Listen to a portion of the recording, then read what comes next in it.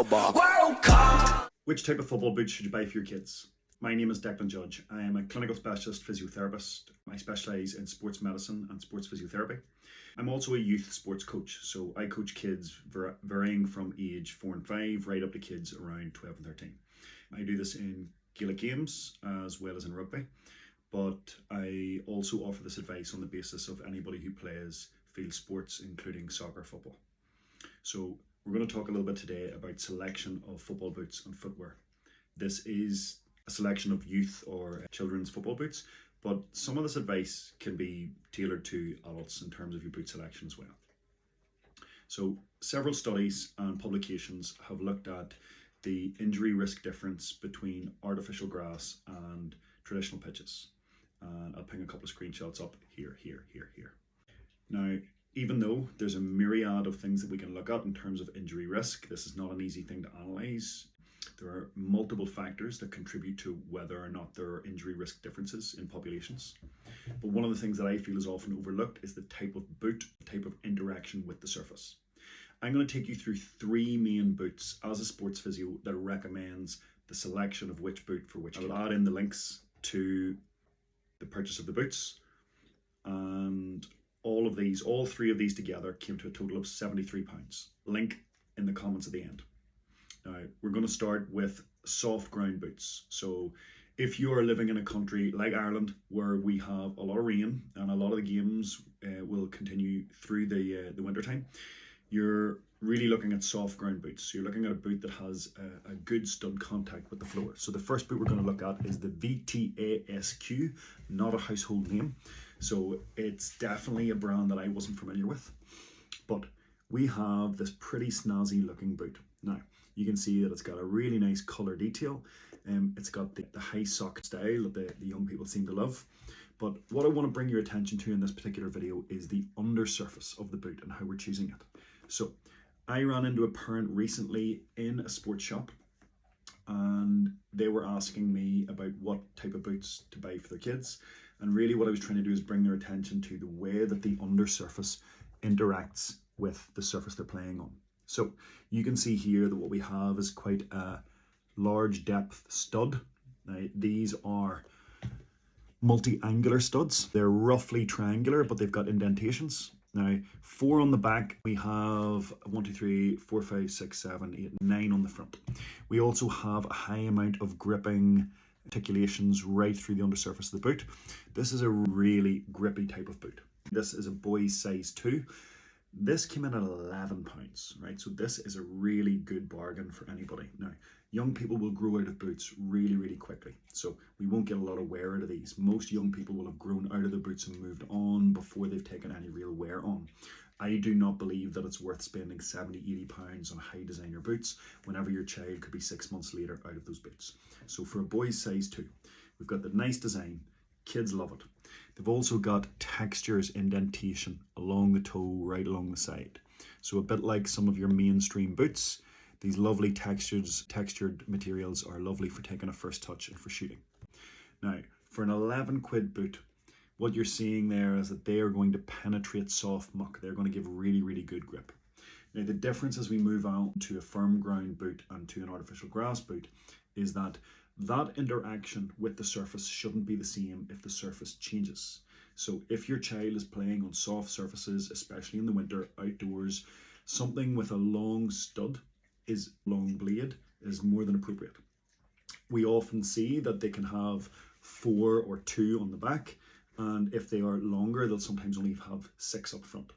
But what you are looking for is a large degree of gripping and grabbing, because as it articulates, it will pull and grab on the muck and move you around. Reduces slippage.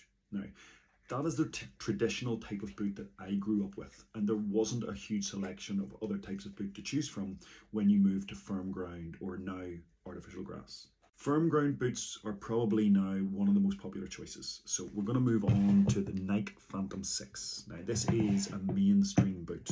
Now, this was only £38, and again, the link will go into the comment section. Now, you can see that this has a smaller profile of interaction. Now, what that means is that if you're playing on harder surfaces where it's summertime, we have thin grass and we have muck, and there's less give. What you want, this isn't going to go as deep and penetrate into the ground. So we are seeing a more molded blade type surface on the bottom. You can see that it isn't as grabby, you don't have all of the fine little spikes, and the depth of those is less in the ratio to the size of the boot. The way that it's set up at the front here, you'll see that as the human twists or turns, there will be a little bit of circular give. The angle of the blades allows that to turn on its axis as you turn on the ground. The idea there is that you don't want a huge amount of torque coming through the knee, the hip, or the ankle, those lower limb joints, whenever you go to turn on hard ground.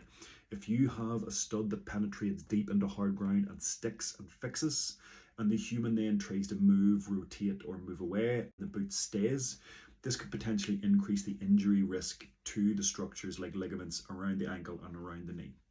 Now, several of the studies that I mentioned at the beginning of the video do point towards an increased injury risk when we see hardening surfaces, and then eventually when we move to artificial grass. Now, this has been debated, and this I don't feel is a debate that has been yet decided one way or another.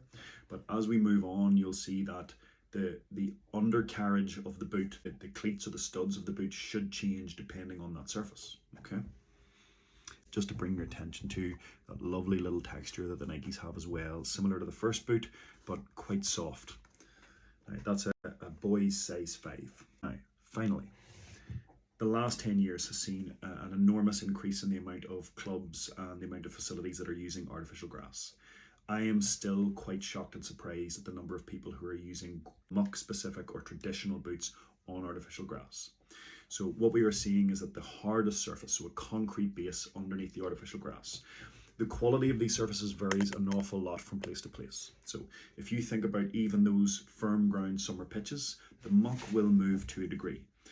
If you stand on a pitch like that and you bounce the ball beside your feet, you'll feel the vibration transmit into your feet and your legs because the ground moves even with light touch. The concrete base underneath an artificial grass pitch doesn't move. Some pitches will have a layer of granules, like rubber granules, that will give a little bit of stress relief.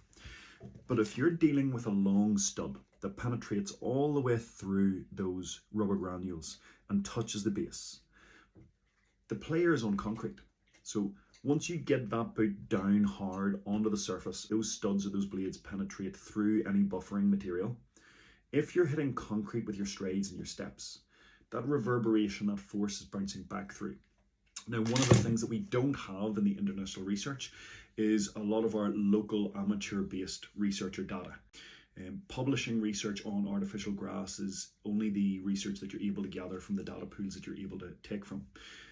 A lot of people are not involved in providing to that research. So at local level, on a weekly basis, I'm seeing people who blow out their knees, blow out their ankles, or accumulate a stress overload of their backs, their hips, their pelvises from playing regularly on artificial grass.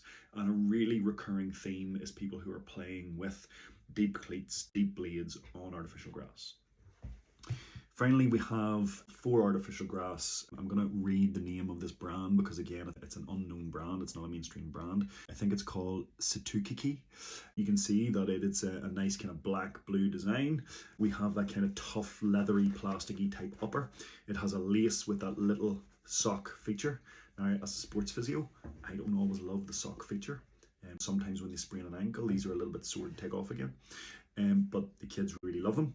But again, I bring your attention to the undersole. So what we have, and even on this budget boot, which is brilliant, we have about 7 to 8 mils of a built-in cushion. So rubber synthetics built into heel cushioning.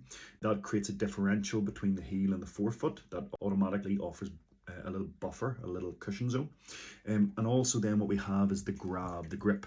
So what you see is a very, very low profile, soft, rubbery types. And we see a really, really high number of them, dozens and dozens of those. All right. So what we'll see is that's never going to penetrate down to the concrete base. It's going to grip with the synthetic grass and the rubber granules. It's going to offer a really nice, really smooth movement, but still be grippy. And what the kids like about this is that sometimes the trainers that they get bought, the cheaper trainers that they get bought for the playground, have a big thick toe on them. No footballer really likes a big thick toe, a big rounded toe. They like a thin, low profile toe that gives a nice first touch, a nice chip for striking, kicking at the ball. All right, £24 for those individually. So an absolute bargain. Now, Again, when we look at all three of those together, so £73 for all three pairs all in. You can see that staggered approach of long, medium and short on the undercarriage of the boots. So there are other features to talk about when we are selecting boots. Obviously kids really enjoy looking at the colours and the designs, but as parents decide, are they spending most of their time on wet, muddy surfaces? Are they spending most of the time on dry summer pitches? Or are they spending most of their time on synthetic artificial pitches? Now, if they're getting a variety, honestly, I'm going to recommend to a lot of parents nowadays to buy all three. If you can get all three for 70 quid, you can get 12 months out of them. That's not bad. Let me know what you think. Feel free to comment below. And if you're looking for a DM with the links, just let me know.